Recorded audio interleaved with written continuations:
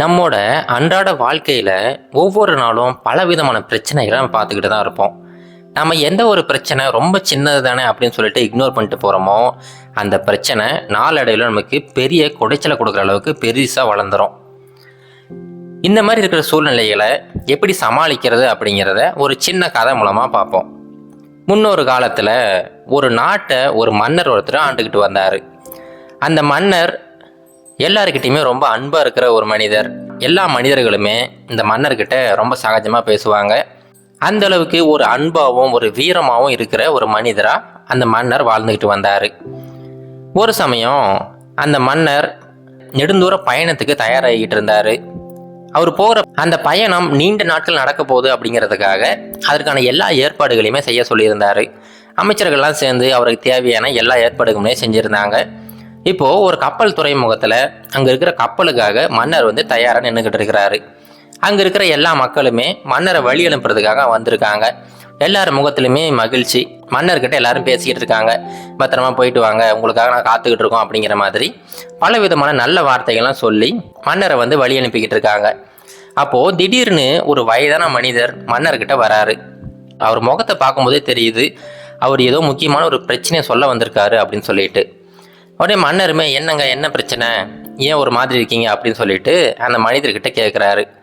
உடனே அந்த மனிதர் மன்னா உங்ககிட்ட நான் கொஞ்சம் தனியாக பேசணும் அப்படின்னு சொல்லிட்டு மன்னரை தனியாக கூட்டிகிட்டு போகிறாரு. சரி, தனியாக போனதுக்கப்புறமா மன்னர் கேட்குறாரு, சொல்லுங்க ஐயா என்ன பிரச்சனை அப்படின்னு சொல்லிட்டு. உடனே அந்த வயதான மனிதர் சொல்கிறாரு, மன்னா நீங்கள் போகிற பாதை இருக்குது பார்த்தீங்களா, இப்போ நீங்கள் கப்பலில் போகிறீங்க. கப்பலில் போனதுக்கப்புறமா மறுபடியும் நீங்கள் பயணம் செய்ய வேண்டியிருக்கும். அந்த பயணத்தில் ஒரு பெரிய காடு ஒன்று வரும். நீங்கள் அந்த காட்டுக்குள்ளே போய்கிட்டு இருக்கும்போது திடீர்னு வெறும் 2 அடி உயரமுள்ள ஒரு மனிதர் உங்கள் முன்னாடி தோன்றுவார். அந்த மனிதர் பார்க்குறதுக்கு ரொம்ப சின்னதாகவும் எந்த ஒரு ஆபத்துமே இல்லாத மாதிரி இருப்பார். அந்த மனிதர் எல்லாரையுமே சண்டைக்கு கூப்பிடுவார். கண்டிப்பாக உங்களையுமே சண்டைக்கு வாங்க அப்படின்னு சொல்லிட்டு கூப்பிடுவார். நீங்கள் பாவப்பட்டு அந்த மனிதரை விட்டுறாதீங்க. அவர் சண்டைக்கு கூப்பிட்டாருன்னா கண்டிப்பாக உங்களுடைய திறமையை பயன்படுத்தி அந்த மனிதரை வீழ்த்திடுங்க. வீழ்த்துறது மட்டும் கிடையாது, அந்த மனிதரை அங்கேயே மரணிக்க செஞ்சுருங்க.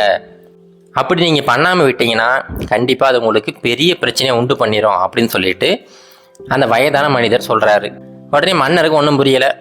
சரிங்க ஐயா, நீங்கள் சொன்னது போலவே செய்கிறேன் அப்படின்னு சொல்லிட்டு பாதி புரிந்த நிலையில் அங்கேருந்து கிளம்பி போகிறாரு. இப்போது கப்பல் பயணத்தெல்லாம் முடிச்சுட்டு அதுக்கப்புறம் ஒரு பெரிய காடு ஒன்று வருது. அந்த காட்டு வழியாக மன்னர் தனியாக பயணம் பண்ணிக்கிட்டு இருக்கிறாரு. அவர் குதிரையில் போய்கிட்டு இருக்கும்போது ரொம்ப தூரம் போனதுக்கப்புறமா அந்த மனிதர் சொன்னார் பார்த்தீங்களா, அதே மாதிரி வெறும் 2 அடி உயரமுள்ள ஒரு சின்ன மனிதர் மன்னர் முன்னாடி தோன்றுறாரு. இப்போ அந்த மனிதர் மன்னர்கிட்ட, மன்னா என் கூட சண்டைக்கு வாங்க அப்படின்னு சொல்லிட்டு சண்டை செய்கிறதுக்காக அழைக்கிறாரு. மன்னர் அவரை பார்த்தாவே ரொம்ப பாவமாக இருக்குது, ரொம்ப சின்னதாக இருக்கிறாரு. இவர் கூட எப்படி சண்டை போடுறது அப்படிங்கிற மாதிரி யோசிக்கிறாரு. சரி பரவாயில்ல, சண்டை செஞ்சு தான் பார்ப்போம் அப்படின்னு சொல்லிட்டு மன்னர் அவருடைய உறைவாளை எடுத்துக்கிட்டு சண்டைக்கு தயாராகிறாரு. ஆனால் இவர் கணக்கு போட்டது ரொம்ப தப்பாக இருக்குது. அந்த சின்ன மனிதர் அவ்வளோ வேகமாக சண்டை போடுறாரு. மன்னர் அப்போ தான் ரொம்ப ஆச்சரியப்படுறாரு, எப்படி இவ்வளோ சின்ன மனிதர் இவ்வளோ வேகமாக சண்டை போடுறாரு அப்படின்னு சொல்லிட்டு. ஆனால் மன்னருமே ஈடு கொடுத்து சண்டை போட்டு ஒரு சில நிமிடங்கள்லேயே அந்த சின்ன மனிதரை தோற்கடிச்சிடுறாரு. இப்போ அந்த சின்ன மனிதர் மண்டிட்டு கீழே கிடக்கிறாரு. மன்னரோட கையில் அந்த உறைவாள் இருக்குது. மன்னர் அவரோட தலைக்கு மேலே அந்த வாளை உயர்த்துறாரு. ஆனால் அப்போ தான் அவருக்கு தோணுது, இவர் ரொம்ப சின்ன மனிதராக இருக்கிறாரு. இப்போ அவரை நம்ம தோற்கடிச்சிட்டோம், அவர் எதுக்கு நம்ம கொல்லணும், பேசாமல் விட்டுருவோம் அப்படின்னு சொல்லிட்டு அந்த சின்ன மனிதரை எதுவுமே செய்யாமல் நீ போப்பா அப்படின்னு சொல்லிட்டு விட்டுறாரு. மறுபடியும் கொஞ்சம் தூரம் போய்கிட்டே இருக்கிறாரு. அடுத்த ஒரு சில கிலோமீட்டர்கள் தாண்டி மறுபடியும் அதே மனிதர் மன்னர் முன்னாடி தோன்றுறாரு. ஆனால் இப்போது 4 அடி உயரமாக இருக்கிறாரு. மன்னருக்கு ஒரே ஆச்சரியம், என்னது இது, அப்போ ரொம்ப சின்னதாக இருந்தார், இப்போ அதோட பெருசாக இருக்கிறாரு அப்படின்னு சொல்லிட்டு ஆச்சரியமாக பார்க்குறாரு. முன்ன சொன்னது போலவே அதே மாதிரி அந்த மனிதர் மன்னரை சண்டைக்கு கூப்பிட்றாரு. மன்னர் இப்போ ரொம்ப கோபமாக சண்டைக்கு கிளம்புறாரு. மறுபடியும் ஒரு சில நிமிடங்கள்லேயே அந்த சின்ன மனிதரை தோற்கடிச்சிட்டாரு. ஆனால் இப்போவுமே மன்னருக்கு அவர் கொல்றதுக்கு விருப்பமே இல்லை. தோற்கடிக்கப்பட்ட மனிதரை நம்ம எதுக்கு கொல்லணும், பேசாமல் இவரை விட்டுருவோம் அப்படின்னு சொல்லிட்டு மறுபடியும் அவரை ஃப்ரீயாக விட்டுறாரு. இப்போ என்னன்னா, அடுத்த ஒரு சில கிலோமீட்டர்களில் மறுபடியும் அந்த மனிதர் வராரு. ஆனால் இப்போது கிட்டத்தட்ட 8 அடி உயரமாக இருக்கிறாரு. மன்னரோட உயரமாக இருக்கிறாரு. அதை பார்த்ததே மன்னருக்கு இன்னும் ஆச்சரியமாக போயிடுச்சு. என்னது இது, இந்த மனிதர் ஏதோ மாய வித்தை செய்வார் போல, ஒவ்வொரு டைமுமே வளர்ந்துக்கிட்டே இருக்கிறாரு, என்ன காரணமாக இருக்கும் அப்படின்னு சொல்லிட்டு யோசிக்கிறாரு. அவர் யோசிக்கிறதுக்குள்ளாரே அந்த மனிதர் சண்டைக்கு வந்துட்டார். இப்போ 2 பேருக்கும் ரொம்ப கடும் சண்டை நடக்குது. அந்த சண்டையில் மன்னர் வந்து எப்படியோ ஜெயிச்சிட்டாரு. அந்த 8 அடி மனிதர் தோற்கடிக்கப்பட்டுட்டாரு. ஆனால் இப்போவுமே மன்னருக்கு அவரை கொல்றதுக்கு விருப்பமே இல்லை. அந்த மனிதருக்கு எச்சரிக்கை கொடுக்குறாரு, இங்கே பாருப்பா, இதுதான் உனக்கு வந்து கடைசி வார்னிங், இதுக்கு மேலே எங்கிட்ட வந்தேன்னா கண்டிப்பாக வந்து உன்னை கொன்னுடுவேன், உன்னை வந்து இதோட விட்டுறேன், பேசாமல் ஓடிரு அப்படின்னு சொல்லிட்டு அந்த 8 அடி மனிதரை துரத்தி விட்டுறாரு. ஆனால் மன்னர் எதிர்பார்க்காத ஒரு சமயத்தில் அடுத்து கொஞ்சம் தூரம் போனதுக்கப்புறமா அதே மனிதர் இப்போது 16 அடி உயரமாக, கிட்டத்தட்ட மன்னரை விட பல மடங்கு ஒரு பெரிய உருவமாக மன்னர் முன்னாடி நிற்கிறாரு. மன்னர் அப்படி திகைச்சு போயிட்டாரு. என்னது இது, இவ்வளோ பெரிய உருவமாக இருக்குது, இது எப்படி நம்ம தோற்கடிக்க முடியும் அப்படின்னு சொல்லிட்டு மன்னருக்கு சந்தேகமே வந்துடுச்சு. மறுபடியும் 2 பேருக்கு சண்டை நடக்குது.